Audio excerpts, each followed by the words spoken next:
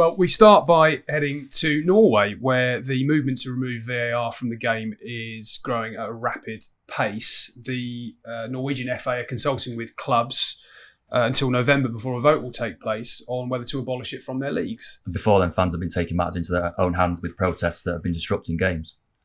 Now, Mark, you recently went to Norway to find out why this is happening and also if this movement could spread and end up cancelling VAR altogether. ESPN's VAR expert Dale Johnson is also joining us. Mark, where is it at? What did you find when you went there? I don't want to put Dale out of a job because this is, VAR is his bread and butter. But if he was in Norway right now, I'd be a little bit concerned because, so I went to 2 games in Norway a couple of weeks ago. Vålerenga against Lyn, which was a second tier game. They don't have VAR in the second tier, but Vålerenga have been very vocal about it and they're top of the league, so they will go back next season to the top division and be forced to deal with VAR again, possibly. And I went to Lillestrøm against Tromsø on the Sunday. Now, that was a top division game. Now, the reason I went to that game is because the Lillestrøm fans have been the most vocal, most organised. They set the ball rolling in terms of protests against VAR. Their argument is that when VAR was introduced in Norway last year, it wasn't put to the vote of fans. Now, in Norway, a bit like Germany, football clubs are not fan-owned, but fan-led. So fans can vote for who owns their club, who runs their club. So ultimately, the fans do have a voice, and the fans have decided that they don't want VAR. So this part of this consultation, which is going on until November, supporters are trying to persuade the president, the director of their clubs to vote against VAR. Even if they do, the Norwegian FA isn't kind of beholden to get rid of VAR, but their opinion will count. But in terms of the protest, it started early this season, and they said they had banners, and they said the banners and the chants, it wasn't really working, it wasn't really having an effect. So then they decided to try to disrupt games. But their principle was to make sure it was safe. So nothing dangerous, nothing that would hurt somebody. So they started up with tennis balls. So games were disrupted with tennis balls being thrown to the pitch. That caused a bit of a fuss. It didn't go down well with the authorities. They tried to warn teams that you'll be getting supporters banned. But as it grew and nothing happened, they started to be a bit more creative, to the point where the Rosenborg versus Lillestrøm game last month was abandoned in the second half because fans threw fish cakes onto the pitch.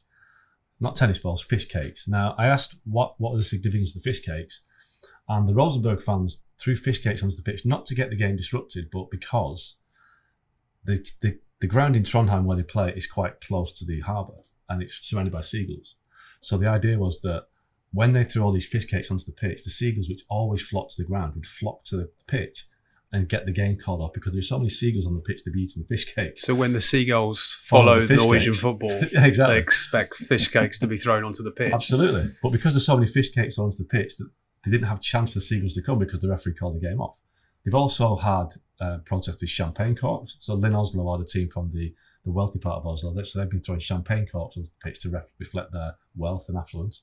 We've had fish balls as in chicken nuggets. I didn't like the way you looked me right in the eyes when you said that. But chicken nuggets, not real fish balls, as in I'm a celebrity fish balls. And one game at Vålerenga was held up because fans threw on croissants and Danish pastries, because their view is that in the offices of the Norwegian FA, where they sit and drink coffee and eat croissants all day, they're not taking any notice. So this is how they've been creative. And to the point now where it's become a big deal in Norway. They've got merchandise with T-shirts saying "Stop VAR."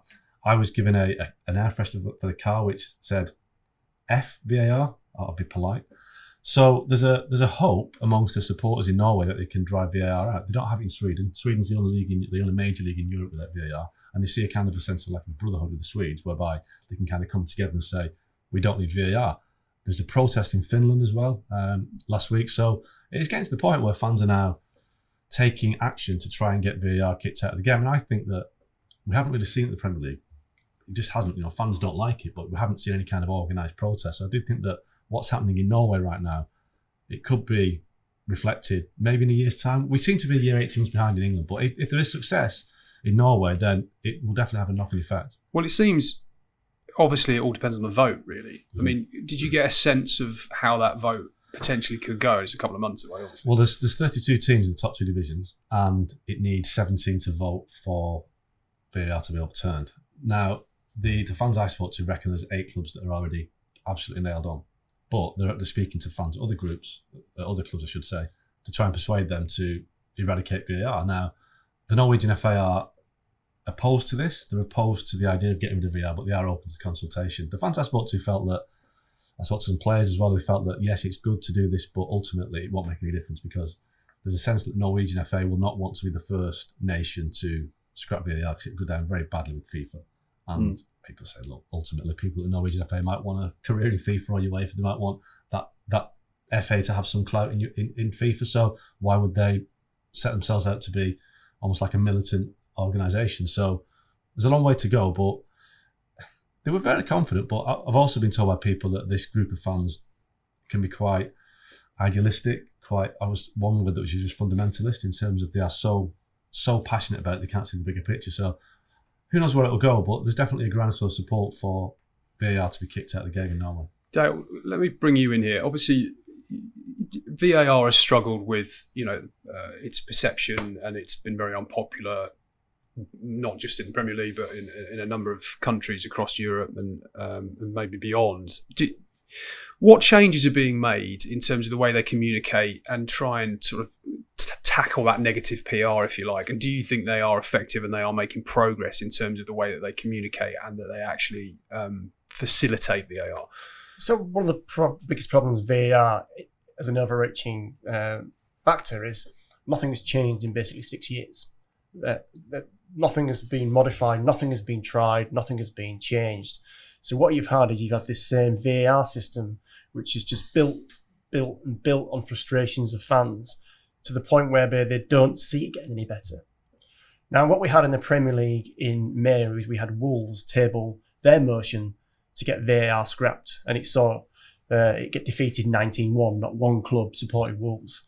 And that was really bad timing from Wolves, and it was bad tactics because they've been badly affected by VAR, far more than any other club in terms of the decisions that are correct, never mind the decisions that are incorrect. And we saw several high-profile incidents last season.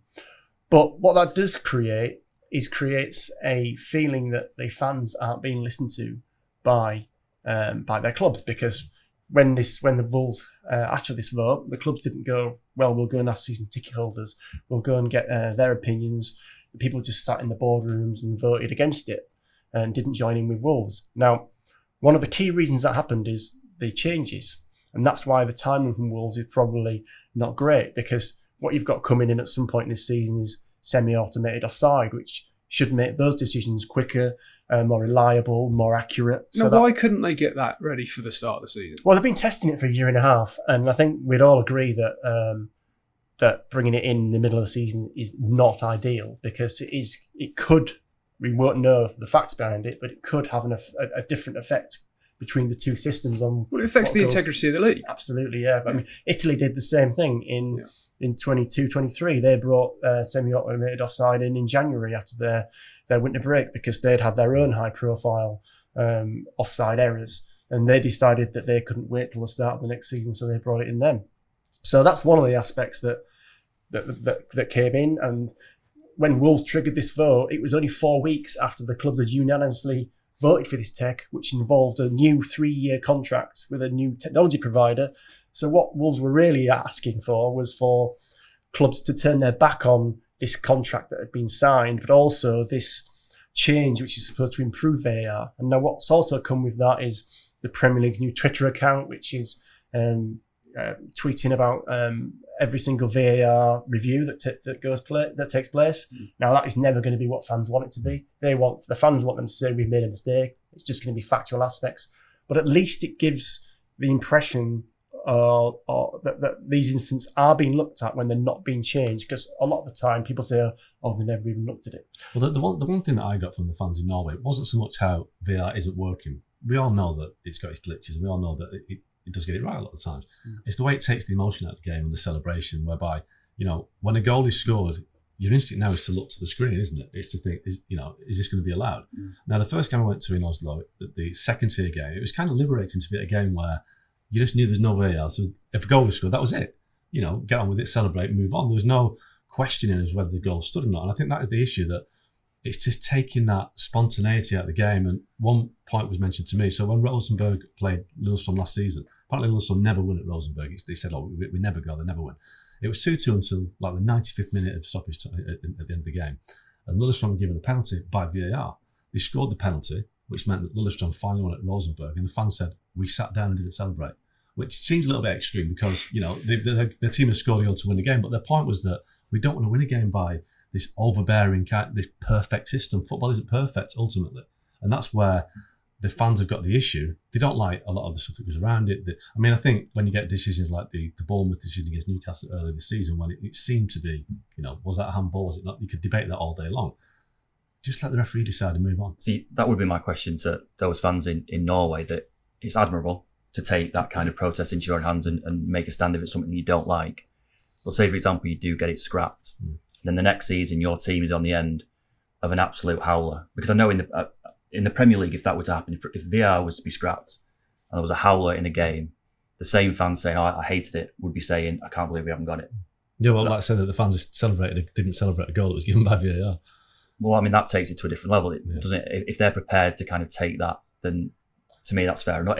To me, it's very, very hard to put the genie back in the bottle once it's out. But if you're prepared to take the rough with the smooth and know that you're going to be on the end of some terrible decisions, but you made a stand against it and you're happy with that. The Vålerenga fan told me that he's enjoyed this season much more outside the top division because there's no VAR. And they're winning games. But they're winning games and they're going to go back up, so it's easy to say that. Kieran McKenna said something similar. After the City game, he thought that Ipswich should have had a penalty. And he was asked 2 or 3 times about VAR and actually hinted that he would prefer that there wasn't VAR and it was just decisions on the pitch were final and that was the end of it. But City got given a penalty by the VAR that he didn't agree with. Ipswich at the other end didn't get one, and his entire post-match conference is dominated by VAR questions. And he kind of said, "Well, I actually preferred it." It'll never change. I mean, if they scrap VAR tomorrow, we'd still be watching games at the weekend with 6, 7, 8, 9, 10 slow-mo replays, which are instantly on Twitter, X, and you can see them in live time. So the fans on the ground with them are saying, well, hang on, this has happened and we've seen this, it was over the line or it was offside. So with or without VAR, there's going to be a controversy over decisions that don't go your way. The only middle ground or potential area I could see it is, because I always had an issue with the FA Cup where some games have it and some games don't. Yeah. You as a competition, you either have VAR or you don't. And that is a situation where the FA, if they were proactive, they could say, well, look, we could try and put this to some sort of vote through their own social media channels and say, right, do we want it? Do you want VAR or not? It's the people's competition, the world's oldest club competition. We know there are going to be a significant percentage of these games that will not have VAR because the clubs don't have the technology, in which case we think for the integrity of the whole competition, we scrap it.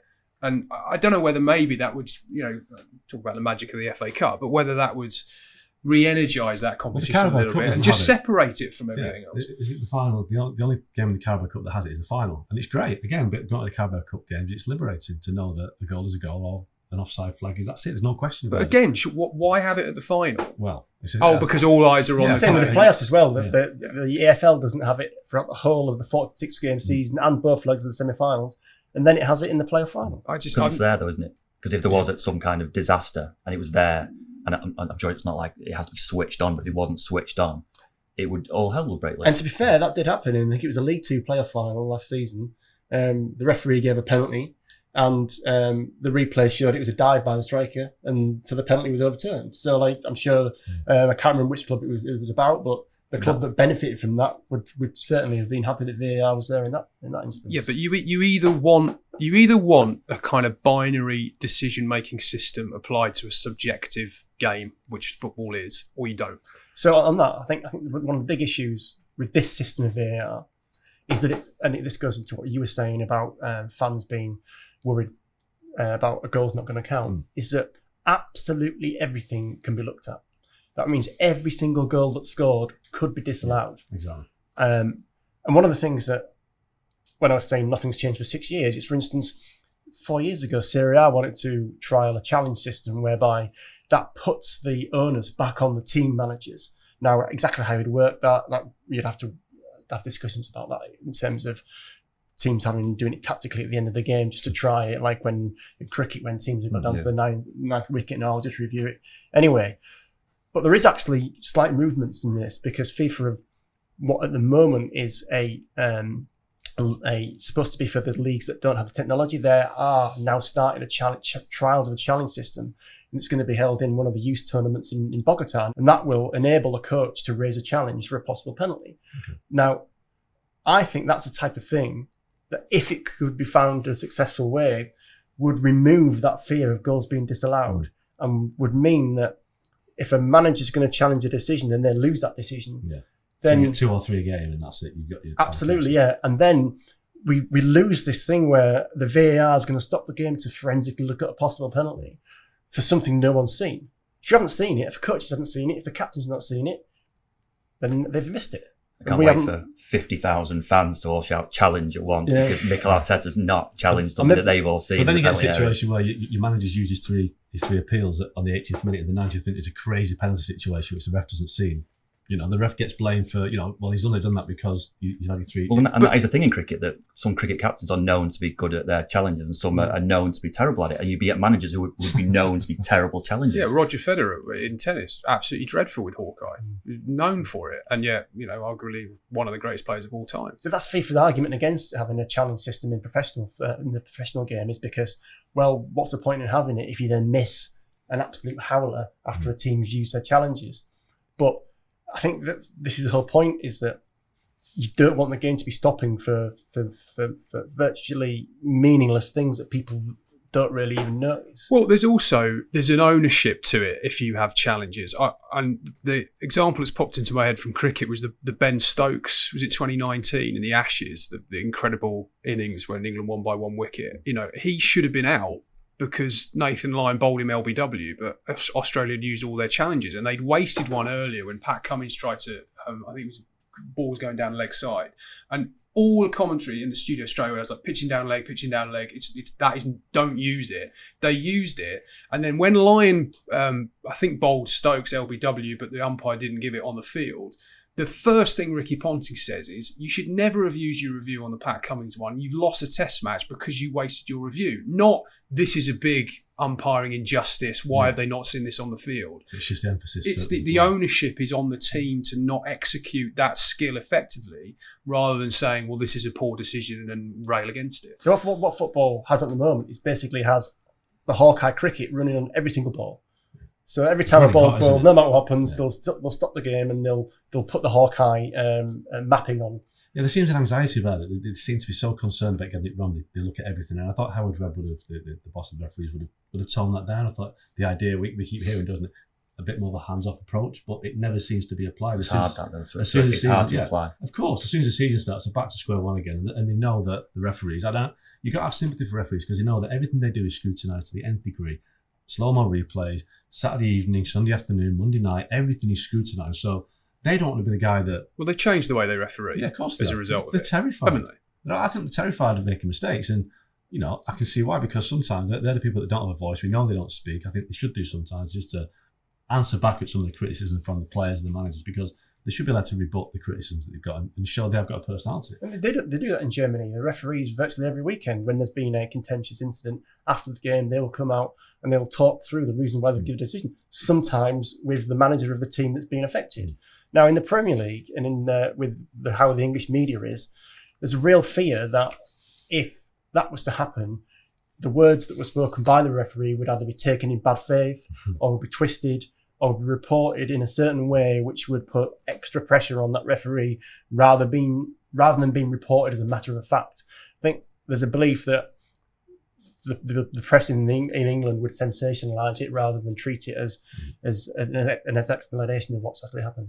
So how much of this time does it take up at your weekend? Because obviously you see every decision, and I get the odd message sometimes, is there anything happening in that game that's worth a review? And more and more we seem to be getting incidents in every game. So your weekend seems to have disappeared now. Well, to be honest, the first week of the season, virtually nothing happened. And it was going well in the second until the Bournemouth incident happened. But it's not too bad. When I first started doing the VAR stuff, I tended to be on social media during the matches, but then I realised that was a fool's errand and would only result in constant abuse. Well, it still gets constant abuse, but yeah, I mean, really, it's just a case of watching Match of the Day and I'm watching the matches and looking for the high-profile incidents. But some of them don't even make the highlights. Some of the incidents which the fans really hate. For instance, we talked about the Ipswich penalty that they wanted. That wasn't in any of the official match highlights whatsoever, even the extended highlights. Which is really strange how some of these contentious incidents don't get that big attention. And you get frustrated by the lack of knowledge sometimes by the pundits who don't maybe know the rules. It's the worst thing. Yeah. It's the commentators and pundits who don't know what's actually happening causes a bigger problem, because then they incorrectly describe what's happening to the fans, and then that creates a certain narrative that things are being done incorrectly. Sometimes they are, let's not get that wrong. But I think the best thing that fans can be is well informed by the people who are commentating on the game, so that they can disagree with the decision, absolutely, but at least they know, the referee's done this because of that. I think one of the best descriptions I heard to how to look at these decisions is, do you see a reason why the referee gave that? Rather than approaching it with, I can see why the referee should have given the decision I want, it's to approach it as I can see why the referee would have made that decision. That's the best way to think of these contentious incidents, because it's not about always changing a decision to make it what you may feel is right. It's about, is that decision right in terms of what the referee was thinking at the time? And often he will be, but most of the time, a decision will be totally fine in terms of the interpretation of the law and what he's done. The vast majority of the time, these decisions are made in a grey area where two opposite outcomes are both acceptable. Yeah. There's a situation where it can be a penalty, it can't be a penalty. One game it will be a penalty, the other game it won't. But that doesn't even mean it's a lack of consistency.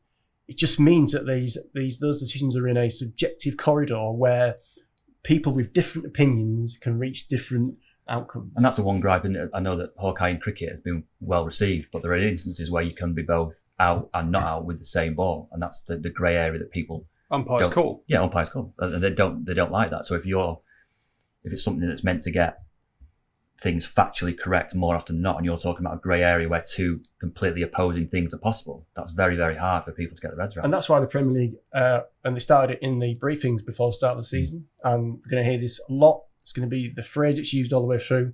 That's where they're trying to use referee's call to put that impression in people's minds. Because clear and obvious, no one knows what clear and obvious means. You can't define it. It doesn't mean anything. So they're trying to train people to say referee's call, so that it gives that impression that you're looking at it through the referee's eyes rather than through the eyes of a man looking on a video screen trying to see if someone's made an error. The irony of the definition of clear and obvious not being either clear or obvious seems to sum up the whole of the debate around VAR. Absolutely, yeah. I mean, I think obviously VAR is going to continue to be an issue all through the season, so I'm pretty sure we'll have you back on pretty soon, Dan. I have no doubt whatsoever.